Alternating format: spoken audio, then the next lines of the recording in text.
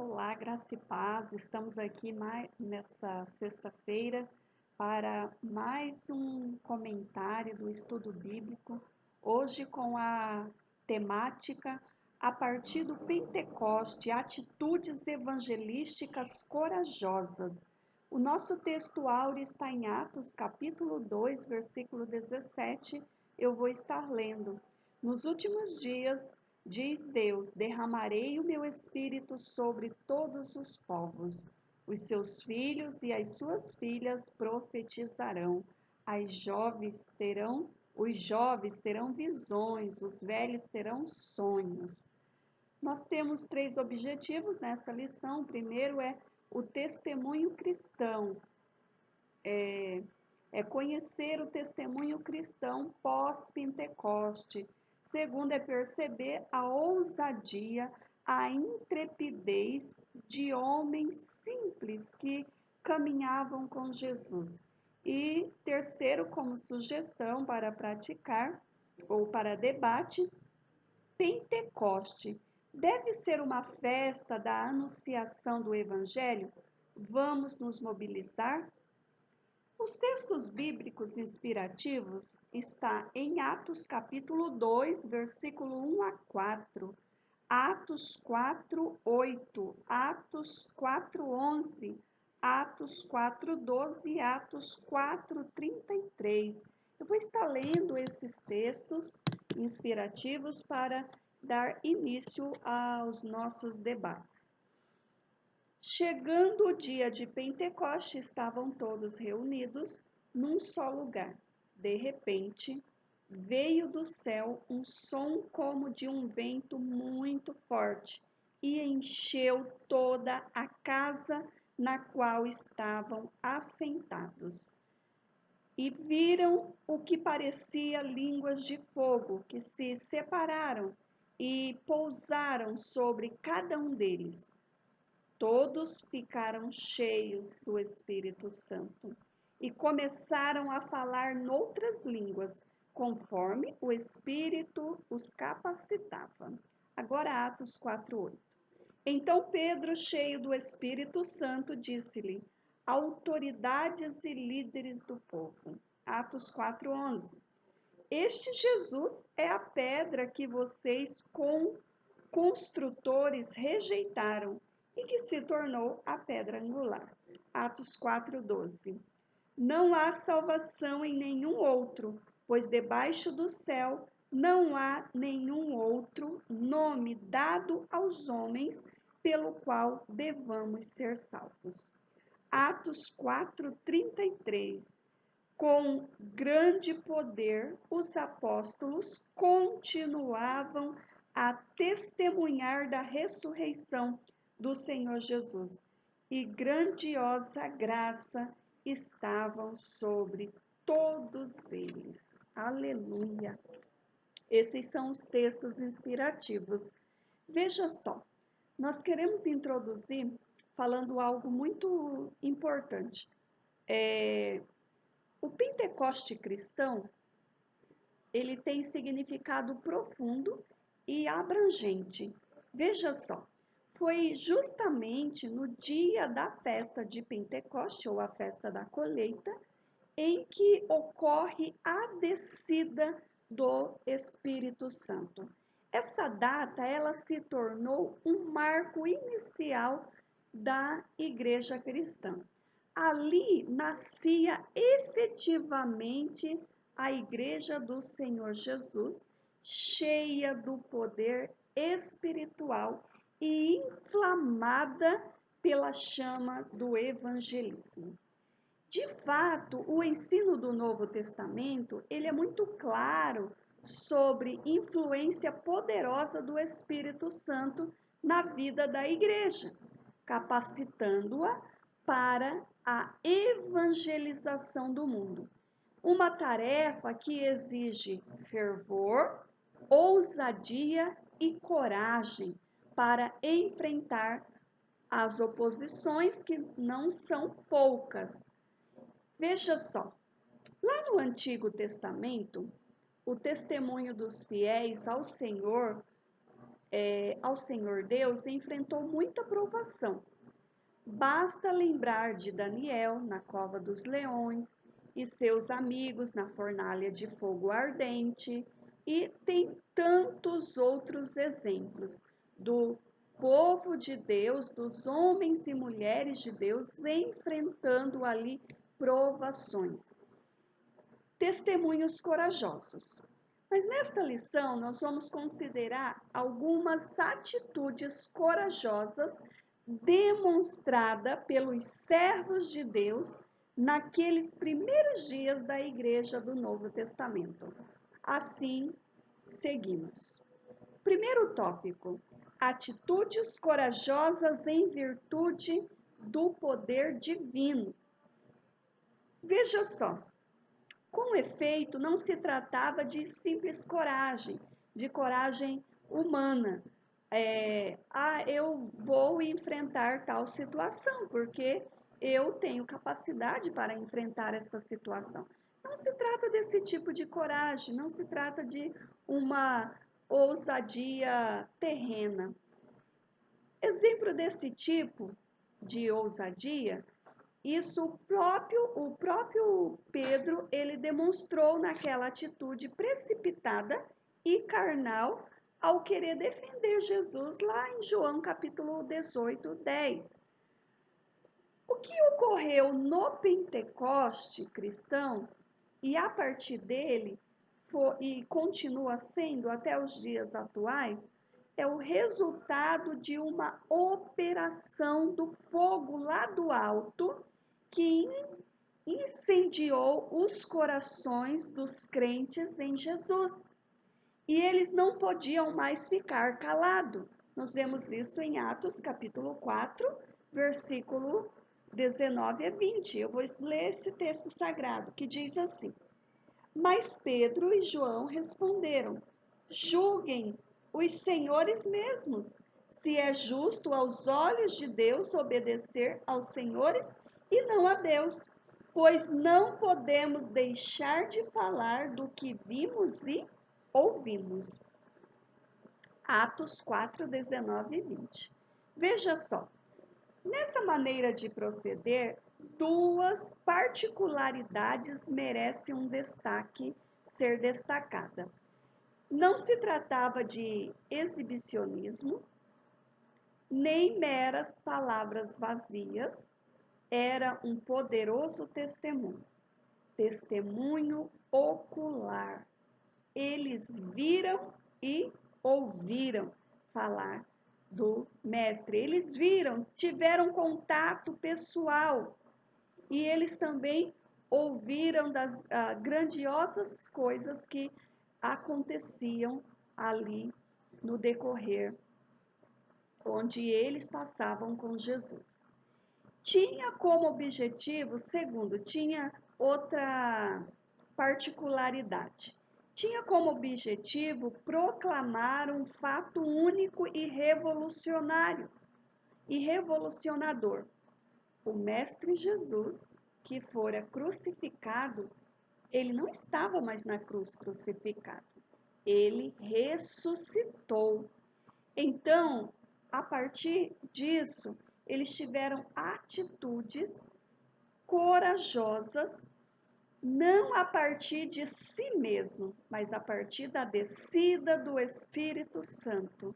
Eles começaram, então, a falar ousadamente daquilo que eles haviam visto e ouvido a respeito do Mestre Jesus. É importante destacar aqui que continua sendo até os dias atuais para os cristãos da atualidade, aqueles que recebem a chama do Espírito Santo, aqueles que recebem, que têm essa experiência, não tem como ficar calado. Continua apregoando o ano aceitável do Senhor. Continua falando dos feitos do Senhor Jesus. Continua proclamando a salvação. Segundo tópico, atitudes ousadas que confundiam os adversários. Como dissemos na introdução, as oposições não são poucas. Sempre surgirão oposições quando se trata de falar a respeito da pessoa do Mestre Jesus. Atitudes ousadas que confundem os adversários. Vamos lá. É realmente impressionante a reação daqueles que se opunham às atividades evangelísticas dos apóstolos. Eles estavam perplexos diante da intrepidez, diante da ousadia, diante da forma que eles estavam agora falando. Não falava como um simples rabino, não falava como um mestre da lei. Eles falavam ousadamente, não falava de um conhecimento da boca para fora, mas eles falavam com ousadia, com intrepidez. Era uma perplexidade que lhes causava admiração, no sentido de causar até confusão, e não de apreço. Confusos, eles não conseguiam assim entender como é que pessoas tão singelas, como é que pessoas simples podiam falar com tanto desembaraço, com tanta firmeza, com tanta ousadia, trazendo tanto esclarecimento a respeito da pessoa de Jesus. Isso nos fala de uma sabedoria que procede do Espírito Santo e se manifesta de forma que parece loucura diante dos entendidos, bafejados apenas pela sabedoria humana. Mais tarde, o que ocorre? O apóstolo, ele vai afirmar justamente essa verdade, conforme o texto lá em 1 Coríntios 1, 25, referindo-se à mensagem da cruz. Veja só, porque a loucura de Deus é mais sábia que a sabedoria humana, e a fraqueza de Deus é mais forte que a força do homem. Então, mais tarde, o apóstolo Paulo, ele fala a respeito disso, a respeito dessa confusão, que na verdade era através do poderio, era através da ação do Espírito Santo, que aqueles homens falavam de forma tão clara, tão desembaraçados, de forma tão firme, ousado, eles falavam com intrepidez a respeito da pessoa de Jesus. E aqueles que ouviam, para eles, pareciam loucura. Mas para nós sabemos que é poder de Deus. Veja só, pensando um pouco mais nesses dois tópicos acima, será que todos nós, cristãos, pós-Pentecoste, temos o fervor e a ousadia dos crentes daqueles primeiros dias de cristianismo, de cristandade? Será que esses cristãos da atualidade têm esse fervor, essa ousadia, como aqueles cristãos da atualidade, do Pentecoste? Será que os inimigos da cruz de Cristo, em nosso tempo atual, porque continua tendo, sempre terá, podem perceber com admiração e perplexidade o poder espiritual da Igreja do Senhor Jesus? Fica para reflexão neste momento. Atitudes evangelísticas poderosas, esse é o nosso terceiro tópico. Neste tópico, vale ressaltar o poder do Evangelho. Observamos quando Jesus prometeu aos discípulos a vinda do Espírito Santo, lá em João, capítulo 16, 13 a 14. Também lá em Atos 1:8, quando ele deixa claro que eles receberiam poder para proclamar boas novas. Mas a verdadeira evangelização vai além de simples proclamação. Veja só, ela visa a salvação que somente é alcançada no nome de Jesus. Isto é, exclusivamente na pessoa dele, na pessoa de Jesus. Atos 4:12 diz assim: não há salvação em nenhum outro, pois debaixo do céu não há nenhum outro nome dado aos homens pelo qual devamos ser salvos. Convém notar aqui algo. É necessário poder espiritual para ensinar toda a verdade contida no Evangelho. Que o poder de Deus para a salvação de todo aquele que crê, conforme o apóstolo Paulo escreveu em Romanos. Porque Romanos 1:16.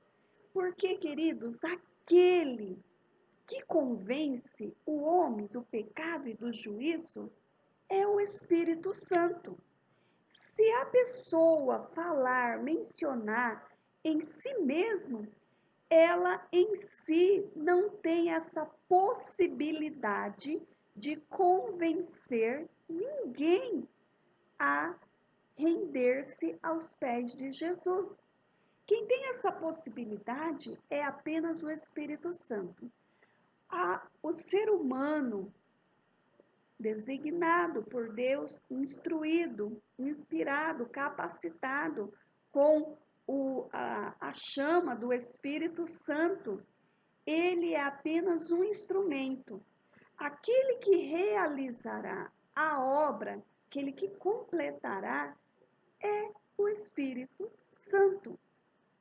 Muitas outras mensagens são dirigidas aos ouvidos humanos e muitas vezes enganosas, pois não são procedentes do poder do Evangelho. Isso até leva a pessoa a um certo, a palavra que eu acredito que é convencimento. A pessoa se convence naquele momento, mas não há uma conversão. Porque quando há conversão, há mudança de atitude, mudança de mente e mudança de comportamento. E quando nós observamos que as pessoas ouviram determinada mensagem, essa pessoa, ela começa a desenvolver ali, a desenvolver atitudes cristãs, vamos dizer assim, e passa a frequentar, fazer parte de uma igreja, de uma denominação, mas se essa mensagem não foi transmitida, se essa mensagem não foi direcionada, se não houve o convencimento pela pessoa do Espírito Santo, então não houve conversão. Veja só, o alvo do Evangelho é a conversão dos pecadores. Fenômeno espiritual tremendo e profundo que é a obra exclusiva do Espírito Santo. A mensagem transmitida não é para que ganhe-se algo. Venha para Jesus que você vai ganhar um carro, você vai ganhar uma casa, seus problemas estarão resolvidos.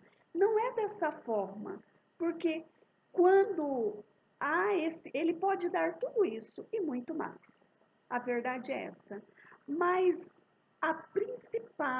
o principal elo, o alvo a ser atingido é a conversão do ser humano, é a conversão, para que o nome desta pessoa esteja escrito no livro da vida. Portanto, o verdadeiro evangelismo acontece sob o empoderamento que vem lá de cima, não é obra humana, porque o que vem lá do alto é a verdadeira unção do Espírito Santo. Atitudes poderosas no evangelismo em virtude da mensagem poderosa. O nosso quarto tópico é atitudes envolvidas pela graça de Deus. Neste último tópico, é oportuno ressaltar essa declaração em que aparece a expressão grandiosa graça de Deus. No seu sentido original, a palavra graça significa favor imerecido, ou seja, não merecemos. O ser humano não merece, mas da parte de Deus, ao homem pecador, ele resolve dar essa graça. A tarefa evangelística é enormemente enriquecida pela maravilhosa graça divina, que além de oferecer o perdão dos pecados, também capacita o pecador convertido, agora a proclamar salvação em Cristo. É um poder suficiente para a salvação, bem como para o bom desempenho do testemunho cristão, sob quaisquer circunstância. Então, esse pecador agora convertido, ele recebe a capacitação do Espírito Santo para também proclamar e para também ganhar outras vidas, outras almas, assim como um dia essa graça imerecida, esse favor imerecido chegou a mim, eu preciso transmitir a outrem. A minha graça te basta. Certa vez, o Senhor Deus disse isso ao apóstolo Paulo, 2 Coríntios 2, 9. Ele pedia para se livrar de um tal espinho na carne e o Senhor Jesus disse: a minha graça te basta. Essa foi a preciosa declaração do Senhor ao missionário Paulo. Pregadores envolvidos pela graça de Deus, como as ondas do mar, eles se envolvem, se desenvolvem, eles entram, queridos, naquilo que é a partir do Espírito Santo de Deus. E eles tornam-se pessoas capazes de atitudes que resultam num evangelismo cheios de frutos, assim como aconteceu naquela pesca maravilhosa, em Lucas 5, 1, 7. Assim como aconteceu, essa foi a pesca maravilhosa, lá em Lucas 5, 1 a 7, o Senhor Jesus falando ali aos discípulos, lançai a rede, vem, e ocorre, eles haviam pescado a noite toda, mas depois, sobre a ordem de Jesus, eles lançam novamente, ocorre aquela pesca maravilhosa. Já após a descida do Espírito Santo, quando o apóstolo Pedro, ele declara ali o seu primeiro sermão, também acontece uma pesca maravilhosa. Grandes conversões, uma conversões assim pelo qual, só que agora almas. Ele tinha aquela experiência com peixes. E um dia o Senhor disse: Eu vos farei pescadores de homens. E ali naquele dia ocorre assim a concretização daquilo que o Senhor Jesus havia dito para o apóstolo Paulo. Como necessitamos desse favor divino para o verdadeiro sucesso na evangelização. Só com meros conhecimento humano, o conhecimento que temos a respeito não é o suficiente para o evangelismo. Precisamos ser capacitados pelo Espírito Santo de Deus. Como igreja, já concluindo, coletivamente e como cristãos individualmente, como tem sido a realidade da graça de Deus no testemunho sobre Cristo e a salvação que Ele, somente Ele, oferece ao mundo?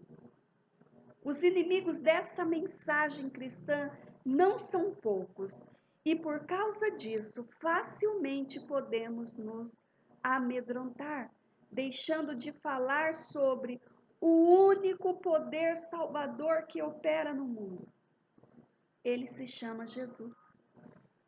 Porém, cheios do poder de Deus, seremos fervorosos e corajosos para a obra da evangelização.